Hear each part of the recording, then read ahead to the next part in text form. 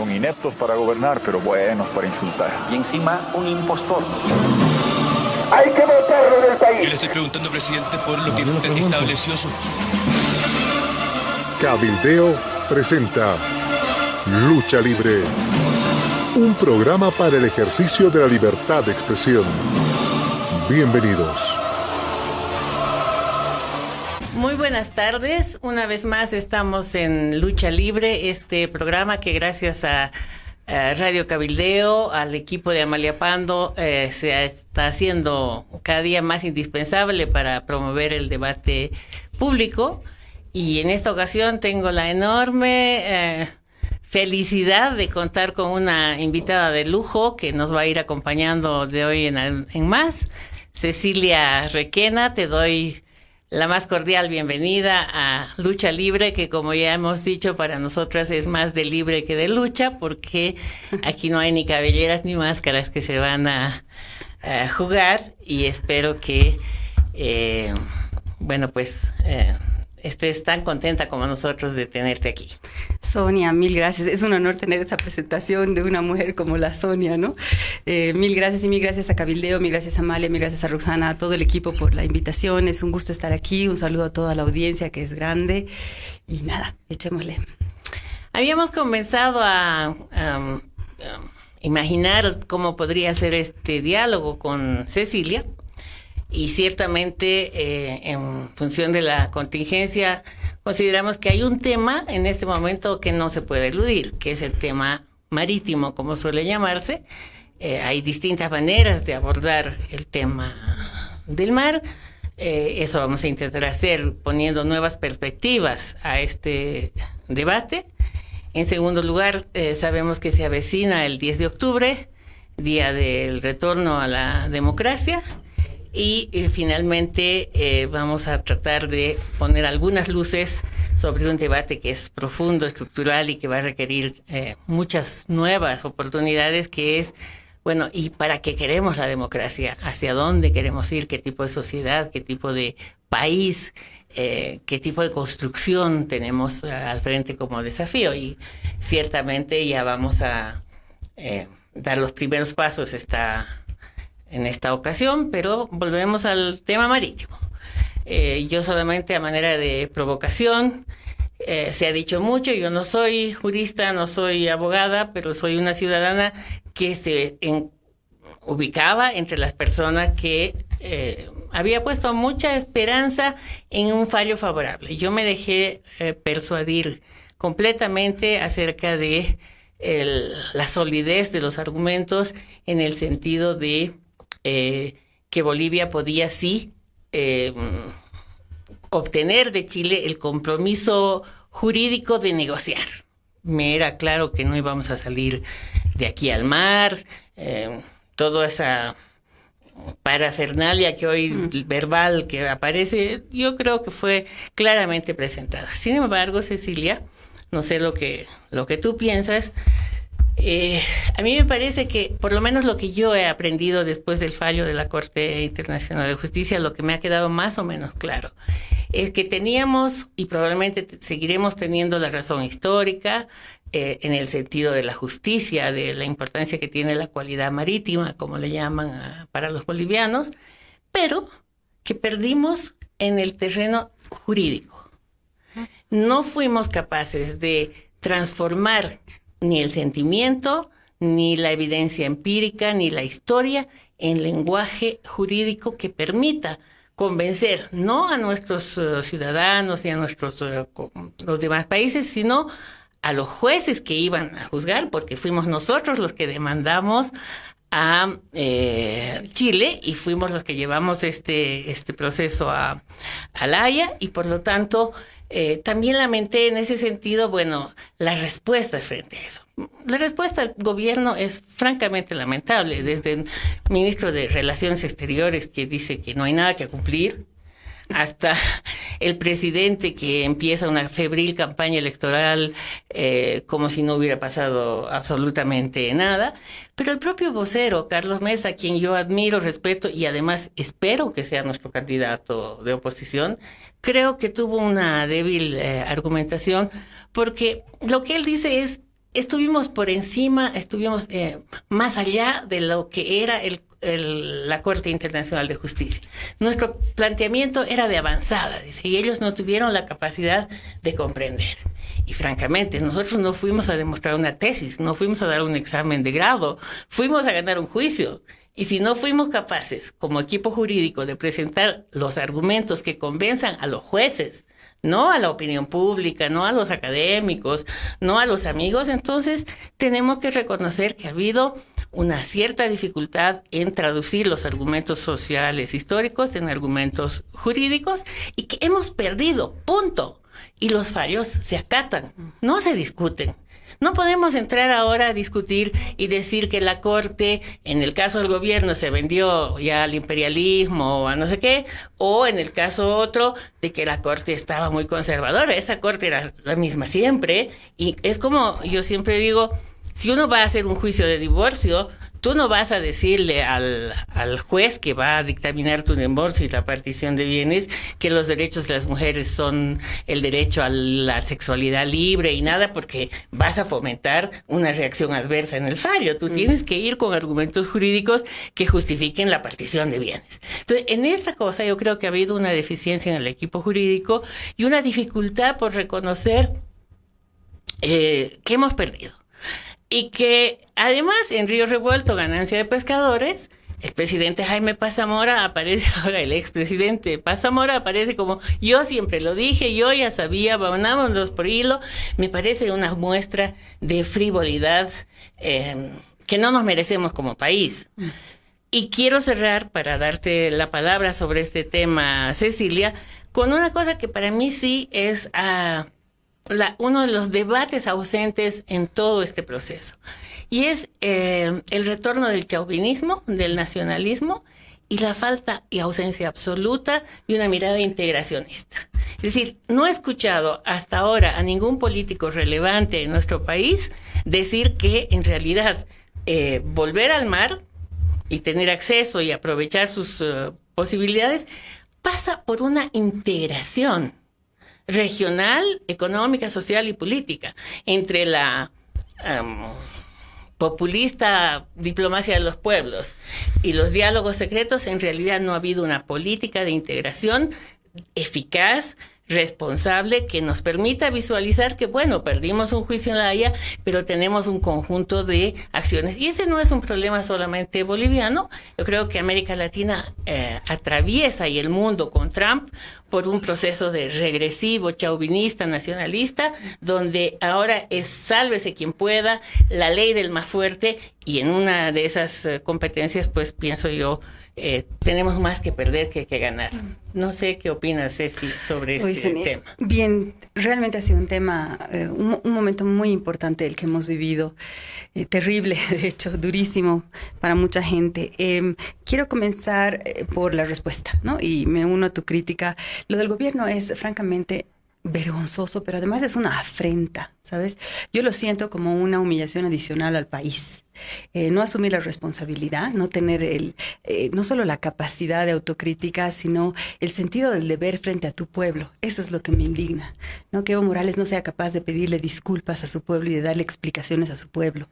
Es que realmente, ¿qué sentirá? Pues que es un monarca que no tiene por qué dar explicaciones, y eso me parece moralmente detestable, y por supuesto que expresa cosas mucho más profundas, ¿no? Una cierta mirada del poder y de su lugar en él. La respuesta del gobierno, no solo de Evo Morales, sino de los ministros, ayer Gabriela Montaño no reconoció nada. Es como que tienen terror a admitir el error, y a mí me preocupa muchísimo eso, porque creo que en este momento estamos digamos así, en una situación de pedagogía nacional colectiva crítica, ¿no?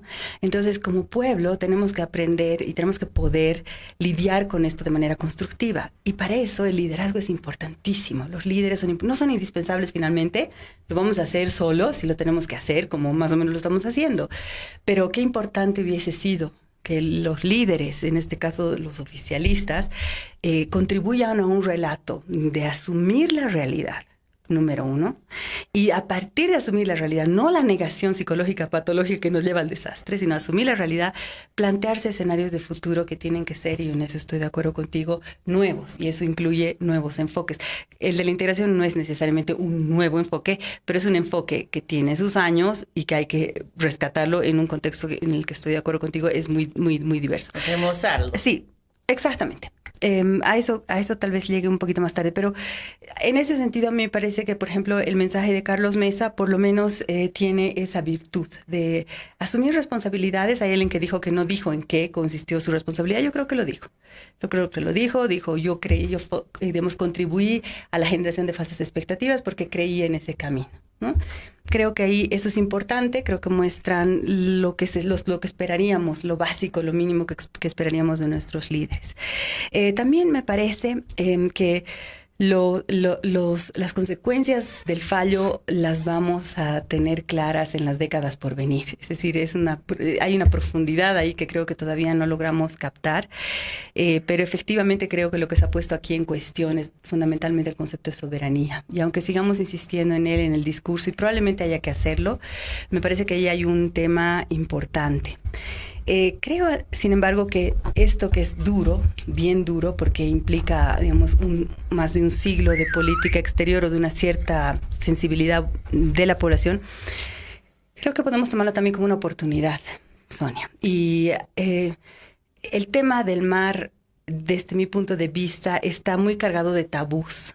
La gente no se atreve a decir que está en desacuerdo. Muy pocas personas se atrevieron a decir que estaban en desacuerdo con ese proceso, porque era muy fácil que te acusen de antipatriota. El embajador Loaiza. Exactamente.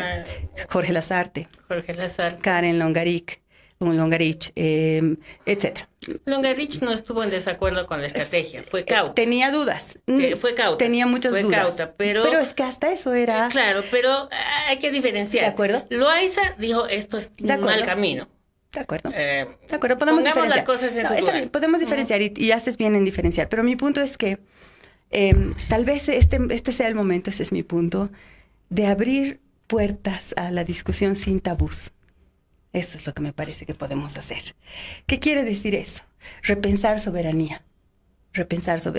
Y no estoy diciendo tampoco nada nuevo, ¿no ve? Hoy en día, justamente en el marco de los esquemas de integración, la soberanía se ha vuelto, la soberanía nacional, del Estado Nacional decimonónico, está relativizada, y gracias a que se puede relativizar, y tenemos varios ejemplos en el mundo ya funcionando, es que se pueden encontrar nuevas vías para resolver viejos problemas.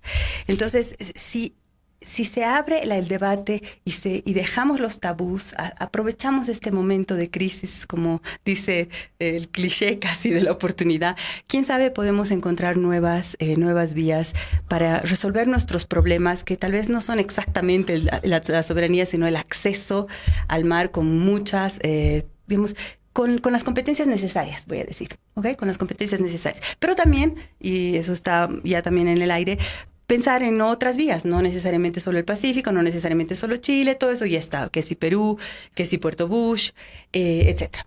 Además de todo eso, me parece a mí que este va a ser un momento importante para pensar en cómo nos imaginamos Bolivia en el siglo XXI. No, me parece que eso nos lleva, por ejemplo, al tema que vamos a abordar después del modelo de desarrollo. Están conectados porque si nosotros insistimos mucho en unos accesos al comercio internacional, estamos en el fondo pensando un cierto modelo de desarrollo y no otros que podrían ser alternativos. Perfecto. O complementarios. Ese es un tema muy de fondo que vamos a tocar, pero todavía en el ámbito el debate relativo al tema marítimo. El tema de soberanía que tú nombras. De verdad, el mundo globalizado de hoy ha roto muchísimas barreras, y en realidad soberanía es la soberanía es una trampa jurídica para impedir que las sociedades y los pueblos y los ciudadanos ejerzamos nuestros derechos. Sí. No hay soberanía para el capital. El dinero circula sin ningún problema. La llamada seguridad jurídica con la que se habla viola todos los conceptos de soberanía. Todo el famoso libre comercio que caracterizó la década de los 90 eliminó prácticamente lo que podríamos entender como soberanía, de modo que todos los negocios importantes que se han hecho en los últimos 20 o 30 años han ido desmoronando la soberanía, que simplemente ha servido, por ejemplo, para impedir la injerencia de los organismos internacionales en derechos humanos. Ahí somos sumamente defensores de la soberanía, ¿no? Estamos diciendo, no, pero ¿quién se puede meter? Evo Morales y Maduro se defienden a sí mismos aludiendo a la soberanía, cuando en realidad la soberanía no la respetan ni ellos, porque sus capitales fugan sin respetar fronteras, porque en el fondo la soberanía es el respeto a las fronteras y a las líneas demarcatorias. De modo que efectivamente el repensar la soberanía, como tú bien dices, es un desafío que tiene que ver con todo el Internet, que ha logrado cerrar fronteras y lograr cruzar una serie de cosas. Bueno, ya no estamos hablando solo sobre soberanía territorial, estamos hablando sobre soberanía en todos los ámbitos de la vida pública, de modo que, otra vez, quizás como tú también lo acabas de señalar, este hecho del mar nos ha permitido desnudar una serie de rasgos del poder político, rasgos de la economía, rasgos de la diplomacia y, ¿por qué no?, de los seres humanos que somos, cada uno de los que estamos aquí. Cecilia. Bueno, a mí me parece muy, muy conducente esto y por eso creo que era importante cerrar este momento. Creo que el gobierno no lo ha hecho. Creo que Carlos Mesa ha intentado. Creo que, digamos, uno siempre puede pedir más, pero ya, ¿no? Creo que como sociedad tenemos que hacerlo, abriéndonos a nuevas discusiones y estableciendo prioridades. Voy a hablar de eso un poco más tarde, pero a mí me parece que cuando pensamos que hemos perdido algo, también podríamos decir en esta lógica de abrir espacios para tabús, que en realidad perdimos una ilusión de poder regresar al mar con soberanía. Eso es lo que, ¿entiendes? No era mucho más que eso. ¿Tú tenías esa ilusión? Yo era muy escéptica de todo esto y guardé un prudente silencio, pero opté por no atacar por las mismas razones por las que muchos bolivianos optamos, de decir, mejor, si tengo mis dudas, bueno, mejor me las guardo porque finalmente tampoco contribuyo a eso, tampoco yo soy un especialista, aunque he hecho la academia diplomática, pero no me he especializado en eso como para contribuir, ¿no? Como han tratado de hacer otras personas. Así que yo tenía mis serias dudas, mucho más que la mayor parte de las personas.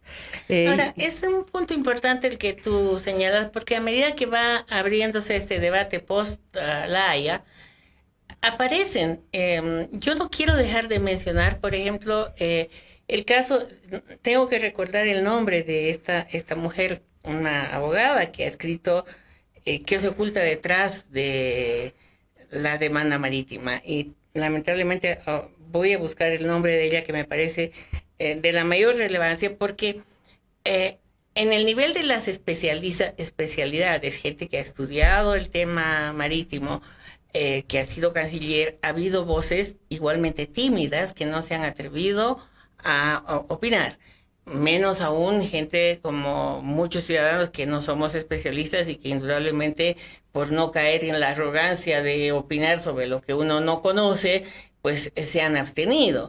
Pero esto me trae a un tema que conversamos la semana pasada con Diego Ayo, que es el tema del miedo.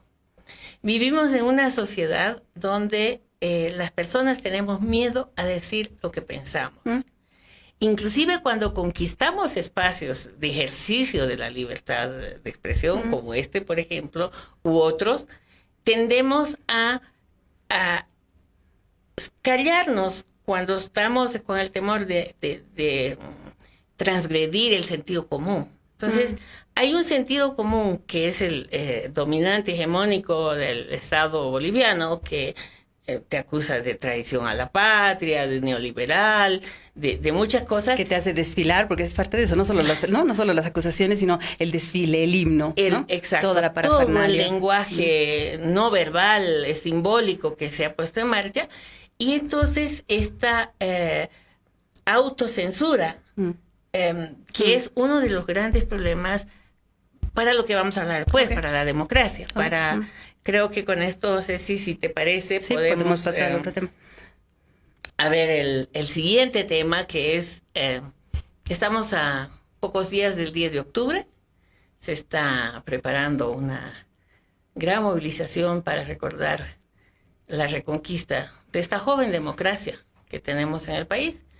Y en ese sentido, ¿qué opinas? Tú eres parte de las plataformas, has estado trabajando mucho este tema. Entonces, ¿qué nos puedes decir? ¿Qué podemos decir sobre esto? No mucho más de lo que ya se ha dicho, pero vamos a decir, a ver, es muy importante. El 10-10 es una oportunidad que tenemos para manifestar nuestra oposición a una forma de gobierno que justamente no es democrática, ¿no? En el sentido de que no solo no respeta el voto, sino que justamente por eso ya no tenemos Estado de Derecho. A mí me gusta mucho una cierta lógica de la democracia que sobre la cual ha escrito, por ejemplo, muy importantemente Jorge Lasarte, ¿no? En el sentido de que la democracia no solo tiene que ver con el voto, sino también con el Estado de Derecho que protege ese voto, pero no cualquier Estado de Derecho, sino un Estado de Derecho basado en los derechos humanos o en los derechos fundamentales, porque hay Estados de Derecho que también son autoritarios. Entonces, él plantea esto como un círculo que además, como un triángulo que tiene como una dinámica, ¿no? Entonces, lo que estamos defendiendo aquí es, lo que estamos defendiendo el 10-10 es un asunto de fondo contra tantas expresiones de autoritarismo del gobierno, siendo la última de ellas un reglamento que viola la propia Constitución. Entonces ya estamos completamente desprotegidos. Lo único que tenemos es el poder político, básicamente el de las calles, y probablemente vayamos a tener el poder electoral, Sonia. Pero ese poder electoral lo vamos a tener que reforzar con muchísima participación ciudadana para evitar, por ejemplo, el fraude, ¿no? En caso de que finalmente todas estas elecciones se dieran. O sea que estamos en una situación dramática, de verdad, y creo que el 10-10 tenemos que estar ahí como ciudadanos y nosotros estamos apostando mucho a que haya un solo acto de unidad. Eso es muy importante. Que termine de cerrar toda esta lucha que además tiene varios años de duración y donde han estado muy importantemente participando los jóvenes, ¿no? Entonces, bueno, es fundamental estar ahí. Sí. Tú acabas de decir que nos podría quedar el poder electoral. Pues... No he dicho eso. Lo que digo es que nos queda el proceso electoral. Lamentablemente el TCE ha perdido credibilidad y nos damos cuenta también, no quiero ser aquí blanco y negro, que hay unas luchas y unos dilemas ahí entre las personas y dentro de las propias personas. Creo que hay gente que todavía está haciendo un esfuerzo por salvar algo de su respetabilidad como servidor público o como servidoras públicas. Y aprecio eso a pesar de todo, a pesar de todos los errores ya cometidos. O sea, finalmente tenemos que apostar en este momento por minimizar daños, de eso estamos hablando. O sea, ojalá pudiéramos hablar de óptimos. Los óptimos hace tiempo que no existen, ¿no ve? Entonces, creo que si es que se va a dar un proceso electoral, si es que no se inhabilitan candidatos importantes como Carlos Mesa, y si es que todo eso ocurriera, que es un sí, no hay ninguna garantía de que así sea, pues ahí vamos a tener que seguir esta lucha ciudadana, por ejemplo, no solo en el proceso electoral, haciendo lo mejor que cada quien pueda, sino también en el control de las elecciones para que no haya un mega fraude. Eso es lo que creo a propósito del proceso electoral. Sí, yo quiero abordar un poco algunos elementos respecto de lo que tú has mencionado: Estado de Derecho, importancia de las instituciones, enfoque de derechos humanos, este círculo del que tú hablas. Ahora bien, Bolivia ha visto en estos años un deterioro tan grande de las instituciones que cuando tenemos una institución como el Tribunal Supremo Electoral, donde no hay denuncias de robo, de borracheras, o sea, donde no se repite la indecencia que caracteriza, por ejemplo, a los fiscales, a los jueces y a otras entidades, al legislativo, levantamanos, que digamos las instituciones principales de la democracia han llegado a unos niveles de indecencia inaceptables. Entonces el Tribunal Supremo aparece como un espacio donde estos excesos formales no, por lo menos, y espero que no nos estemos equivocando, no hay evidencia de que esto. Las personas que están ahí son de la más grande respetabilidad y muchas mujeres han hecho un esfuerzo importante por estar ahí. Pero el tema de fondo no es ese. El tema de fondo son las instituciones en las que tú participas. Tú puedes decir, fulano, ha habido una condescendencia muy grande con el Tribunal Supremo Electoral basada en este argumento. Como son buenos, como no son ladrones, como no son sinvergüenzas, como no han robado nada, entonces probablemente se den cuenta en el camino. Y ha habido una condescendencia muy grande de la sociedad. De la sociedad, de los medios de comunicación, de los partidos políticos, de los líderes que escuchas. Porque así con la brutalidad que muchas veces tenemos que defender la democracia ante las personeros de gobierno, resulta que una franja de la sociedad ha hecho trabajos, consultorías, estudios, pensando en la buena fe. Legítimo derecho. Pero para mí el punto de fondo es que ese Tribunal Supremo Electoral, más allá de que 3 o 4 personas disientan, más allá, que los respeto y ojalá disientan y ojalá digan que Evo no puede ser candidato, no ha hecho posible impedir la continuidad de Evo. Así es. Entonces, por eso es que decía que al Tribunal Supremo Electoral lo tienes que juzgar por su capacidad de fortalecer la democracia, no por salvar el pellejo de sus funcionarios. Tienes toda la razón. Entonces, a mí me parece que el Tribunal Supremo Electoral va a caer con el derrumbe de todas las instituciones. Y habrá gente que ojalá salga del barco lo más pronto posible y nos por lo menos nos compense en esa confianza ingenua de creer que, bueno, hay gente buena en este mundo todavía, pero es así. Yo creo que hay que diferenciar mucho la crítica que se hace a los funcionarios y a los personeros de la debilidad institucional y la incapacidad que tienen esos buenos funcionarios de hacer que las instituciones funcionen. Totalmente de acuerdo, Sonia, y por eso comencé diciendo que el tribunal ha perdido credibilidad, fuertemente, gravemente. Y por eso es que creo que es tan importante que la ciudadanía esté activa. Y una manera muy importante de activarse es dar una señal al gobierno y darnos una señal a nosotros mismos de que realmente estamos comprometidos con la defensa de la democracia. Y por eso el 10-10 es un día importantísimo para hacer eso. Hemos estado aguantando un montón de golpes últimamente sin hacer una gran demostración porque hemos también estado esperando estas fechas, porque tampoco se puede sacar a la ciudadanía cada rato a la calle, porque estamos todos, la gente está viviendo, teniendo que resolver el día a día. Entonces el 10-10 es un hito que yo creo que cierra un proceso y abre otro, muy probablemente el electoral, por eso es que ya me refería al electoral. Entonces justamente porque no se confía en las instituciones y porque, como decía, la única posibilidad que ahora tenemos es esa resistencia ciudadana de la que, por ejemplo, medios como Cabildeo son importantísimos, son parte tan importante, quiero decir, ¿no? Entonces, eso es lo que quiero decir. Realmente estamos en una situación de indefensión casi completa, si no fuera porque tenemos todavía en nuestras gargantas, nuestros pies, nuestras manos, nuestras ideas. Ahora, hay un tema en el 10-10 que me parece que se va a poner en evidencia, y es la brecha generacional. En este 10 de octubre hay una generación que ha luchado activamente por la democracia, que ha sufrido en su propio pellejo la muerte, la tortura, la desaparición y la impunidad que este gobierno ha garantizado. No te olvides que de una de las grandes esperanzas que hubo después del 10 de octubre en Bolivia es que se sancione y se juzgue a los culpables. Mira, hay una carpa que está frente al Ministerio de Justicia simbolizando la cada vez más desesperante lucha de los familiares de los detenidos desaparecidos.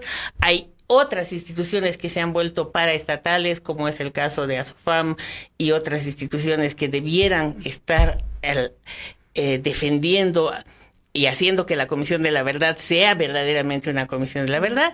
Y hay un grupo entonces de ciudadanos y ciudadanas que estamos tratando de que esa llamita de recuerdo, memoria y responsabilidad no desaparezca. Pero hay otra generación que ha vivido ya en la democracia. Los jóvenes que están en las plataformas inclusive no tienen la memoria porque en las escuelas no se estudia eso, no hay una continuidad en la memoria. Muchos solo conocen el gobierno de Evo Morales. Muchos solo conocen el gobierno de Evo Morales. Cuando había otra cosa. Estuve el otro día en el Beni con un grupo de mujeres concejalas jóvenes, y cuando yo les comenté que Lidia Gayler fue una presidenta de Bolivia, se quedaron sorprendidas porque ninguna de ellas había escuchado hablar de Lidia Gayler.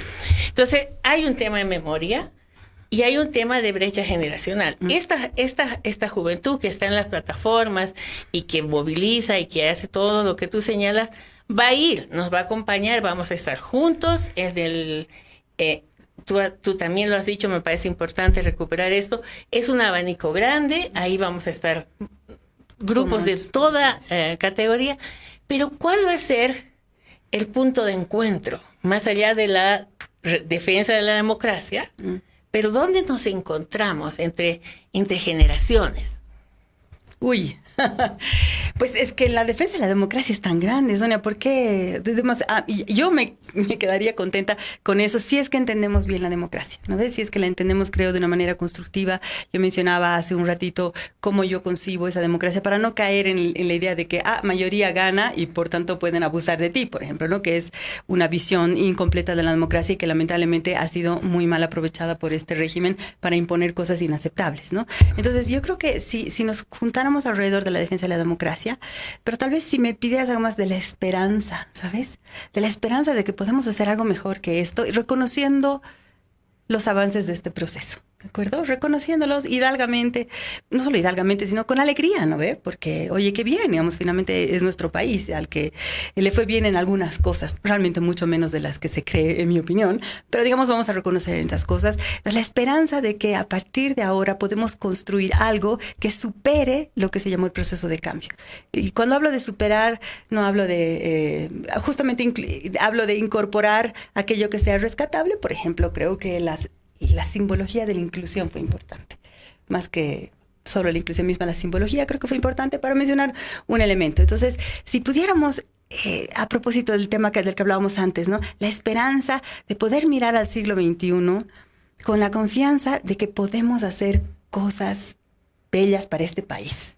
O sea, que tenemos un futuro ahí, que está ahí y que depende de nosotros colectivamente de tomarlo y hacer las cosas mejor. Si las cosas estuvieron bien hechas, digamos que ya súper, mejor todavía. Hay tanto que hacer.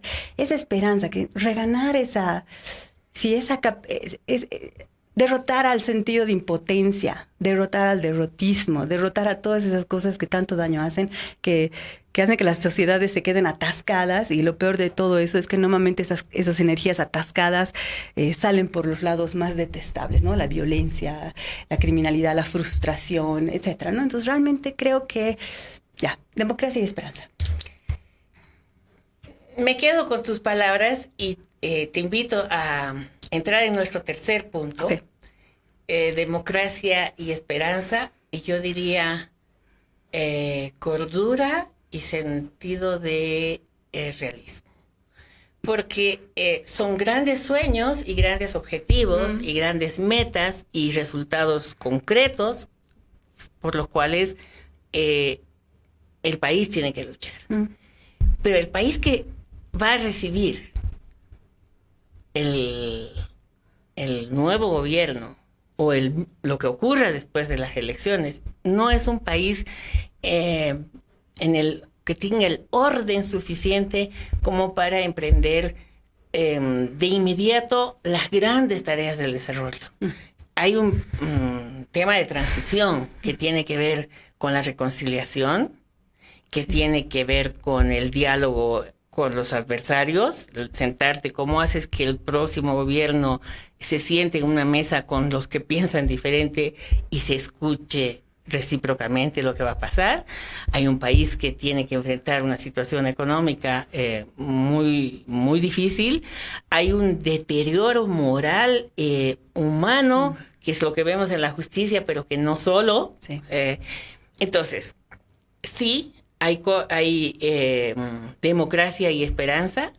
Democracia en el fondo y en las formas. Jorge Lasarte también siempre ha sido una persona que ha insistido mucho en la importancia de que la democracia o es formal o no es. Sí. O sea, para que haya democracia tenemos que ponernos de acuerdo en reglas del juego, en procedimientos, en maneras de actuar, en crear confianza. Entonces, de verdad, Cecilia, con estos dos registros del corto plazo y la transición y cómo logramos reconstruir este país con todos sus logros y sus avances, pero también sus huecos y sus desastres. Aquí hay muchos ríos debajo de La Paz y es así que se puede caer toda la ciudad. Entonces, esto que yo creo que es ustedes han venido pensando, yo sé que como plataforma también han venido elaborando propuestas muy importantes que la gente conozca, que no solamente se quiere el retorno a la democracia, sino también avanzar en procesos, en proyectos, pero ¿cómo va a ser eso? Bueno, yo estoy convencida de que no hemos terminado de entrar en el siglo XXI, en el sentido no temporal, por supuesto, sino de aceptar las características y los desafíos de este siglo claramente. Okay, eso es lo que creo.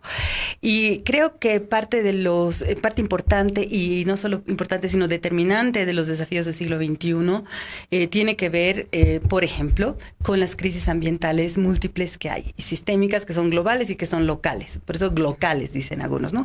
Mezclando ambas palabras. Entonces, lo que quiero decir es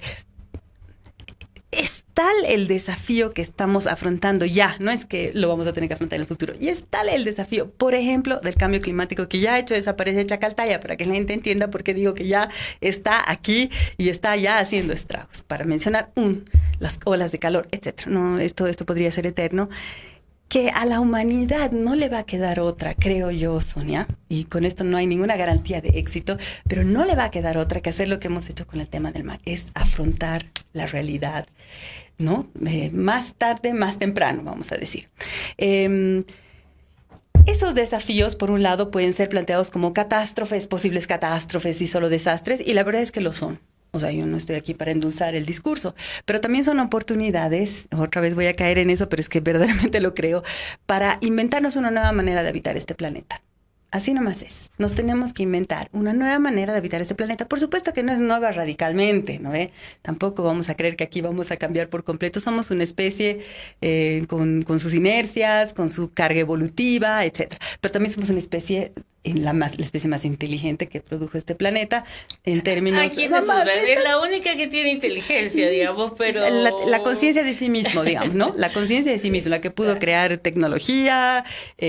Somos como especie somos una cosita, ¿no? Así muy frágil, y mira lo que hemos logrado, dominar el mundo al punto de destruirlo, porque esa es la cara oscura de nuestra inteligencia. Entonces, a ver, ¿por qué creo yo que esto es viable? Porque, o sea, además de indispensable, que es lo que trataba de decir antes, necesario, o sea que no vamos a poder no sé, torcer la cara en la negación, ¿no? Como la del gobierno con el fallo de La Haya. Y creo que además como ya hay mucha gente afrontando estas cosas, hay esperanza que se muestran en ciertos registros, como por ejemplo el de la energía, para que se me entienda, ¿no? Entonces, en el caso de la energía, la tecnología de pronto, no en todos los casos es así, pero en el caso de la energía, la tecnología ha hecho unos avances que hace posible técnicamente y hasta económicamente ahora una transición de la matriz energética global, para no decir nacional y local. Como dice uno de los expertos en esto, que uno de la Universidad de Stanford, ahora se me acaba de ir el nombre, él dice, los obstáculos para esto ahorita son políticos, y si quieres sociales, o sea, la incapacidad que vayamos a tener o la capacidad de hacer los cambios suficientemente rápido, ¿de acuerdo? Entonces es todo un desafío, pero es viable, es lo que quiero decir, es viable.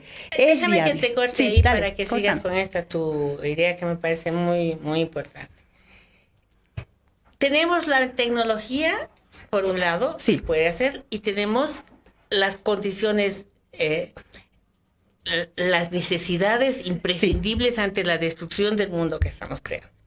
Y los obstáculos, dices, son políticos y sociales. Sí, y institucionales, claro, dirías tú, por ejemplo, ¿no? Pero claramente, lo que antes pensábamos que era más fácil cambiar las mentalidades que la biología, por ejemplo, las feministas siempre hemos dicho, es más fácil, hay que educar, cambiar las ideas.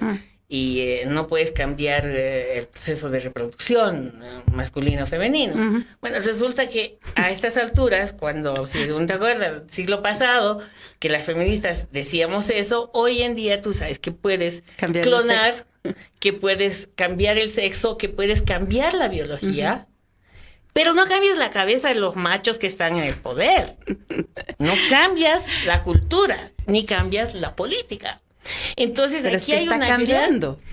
está cambiando. Es que lo puedes ver, ¿no? De un lado o del otro, Sonia. Está cambiando, pero el ritmo de cambio, de transformación de la cabeza de la sociedad consumista. Mira, porque mientras tú tienes la tecnología para hacer lo que dices, y con esto simplemente tú eres la que sabe mucho más de este tema, tenemos un sistema de consumo que hace que podamos botar todas las bolsas nylon y contaminar el lago y el salar de Uyuni y salir a la... Entonces, esta contradicción entre la posibilidad tecnológica y la voluntad política y social, en la cual hay gente que en el corto plazo, porque la voluntad política no es un problema de convicción, es un problema de intereses. La voluntad política no existe porque hay alguien que está ganando al contaminar el planeta. Correcto. ¿Entiendes?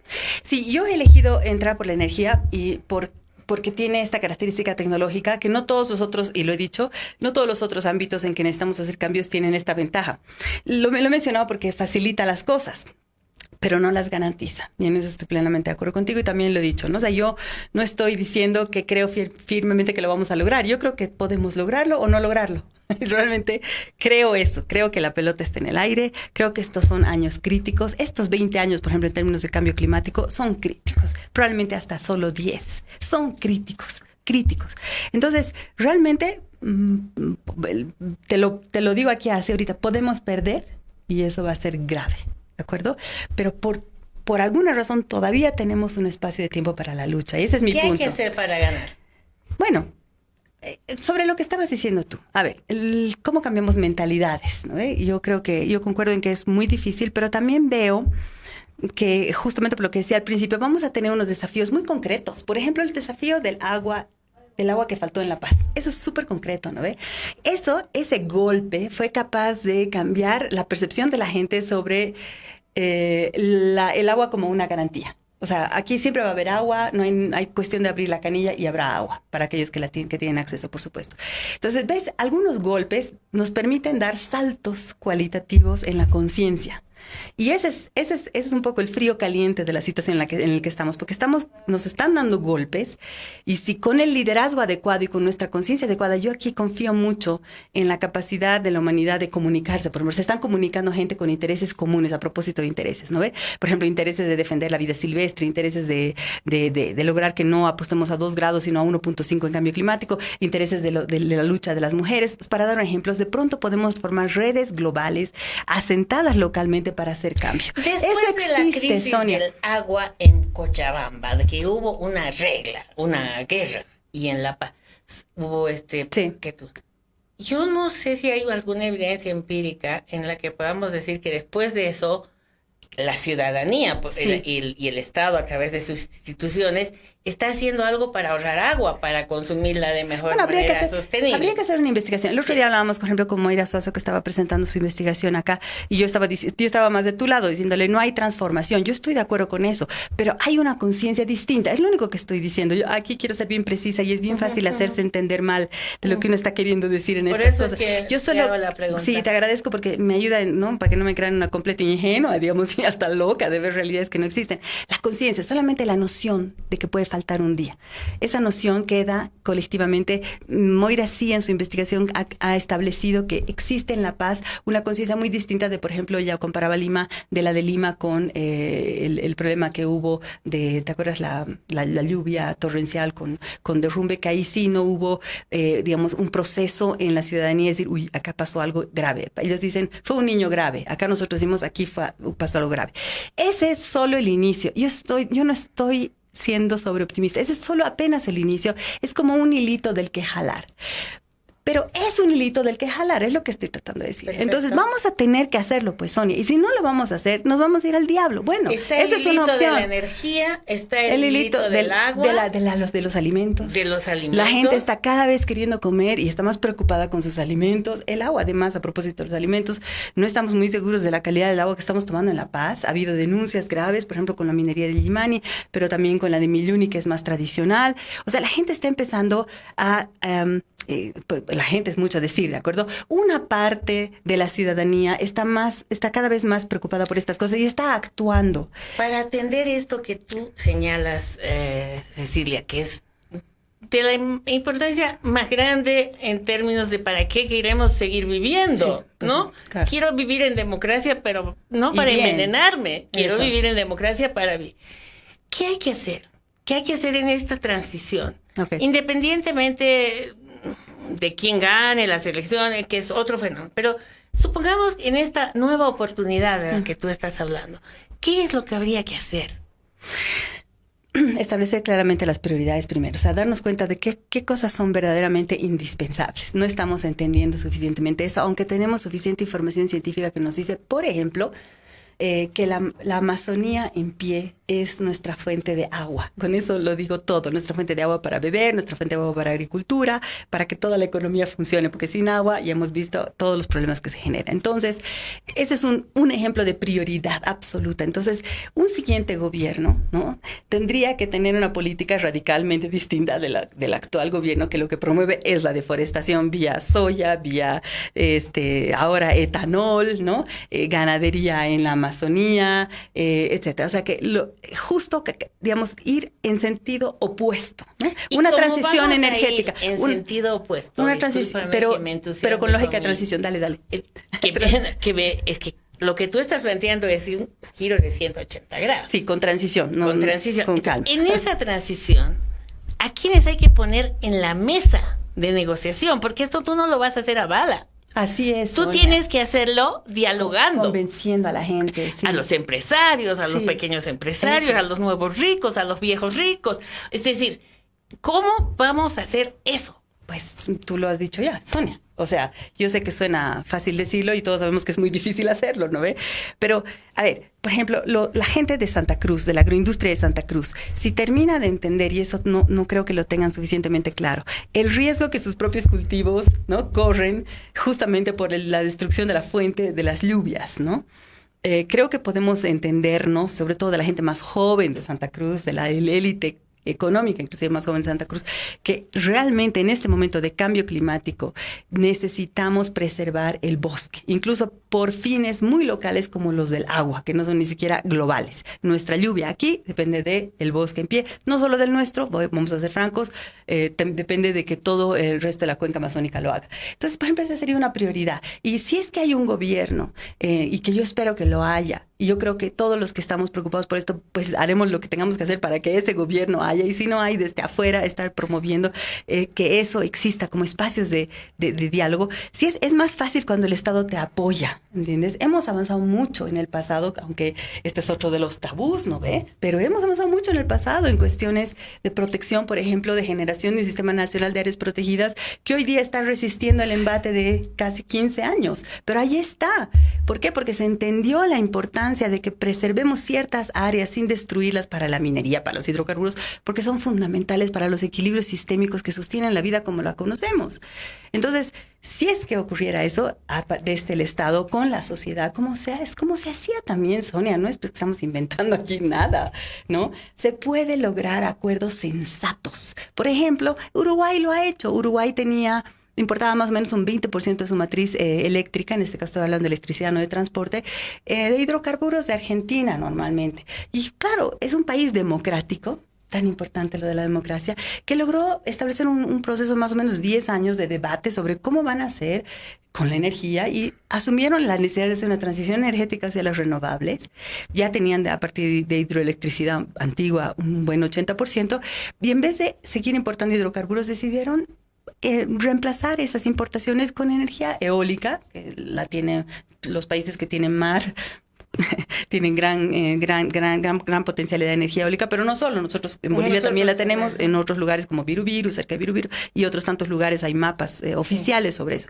Y entonces decidieron y se pusieron de acuerdo y sí lo hicieron, y ahora casi que han cerrado su matriz energética al 100% renovable. Costa Rica la tiene.